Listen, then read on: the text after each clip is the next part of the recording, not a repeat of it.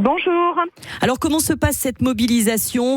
Vous avez attaqué depuis 1 heure maintenant pour donc, on le disait, interpeller les élus en vue du Conseil métropolitain et sensibiliser le public.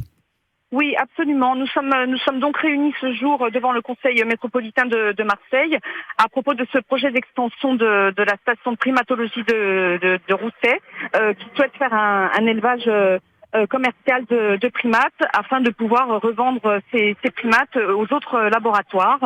Donc nous sommes là depuis 1 heure environ, avec un très bon accueil du public qui bien souvent ne sait absolument pas ce qui se passe dans la région.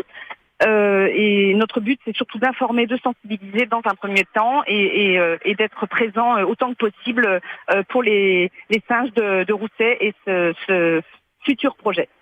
Alors, comment c'est perçu justement au niveau du public là qui vous rejoint, au niveau des passants ?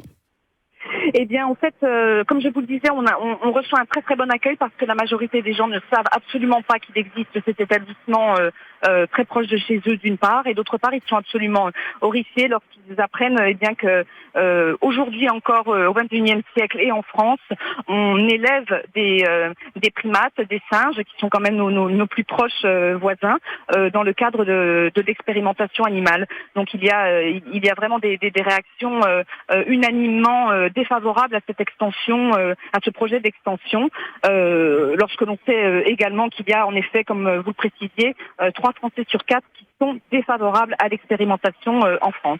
Alors, on le disait également, une espèce en voie d'extinction depuis 2022. On peut en savoir plus sur cette directive européenne qui préconise la baisse des animaux de labo ?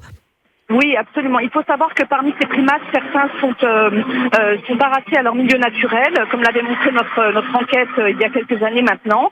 Et comme vous le précisiez, il y a en effet des individus qui appartiennent qui sont classés en danger d'extinction, qui sont donc sur cette fameuse liste rouge. Il y a une réelle volonté, en tout cas une directive, la directive européenne qui préconise la baisse du nombre d'animaux dans ce domaine. Et c'est là qu'on se rend compte que le CNRS de Rousset va complètement à l'encontre de cette volonté en souhaitant produire, entre guillemets, près de la moitié des macaques qui seraient destinés au laboratoire français. Donc on va complètement à contre-courant de l'opinion publique et de ce qui est préconisé par ailleurs par la directive européenne. Qu'est-ce que vous attendez tout particulièrement des élus ce soir pour le Conseil métropolitain ? Et bien déjà qu'ils prennent connaissance, parce que comme le public bien souvent ils ignorent souvent ce projet-là, et surtout qu'ils se positionnent complètement défavorablement à ce projet.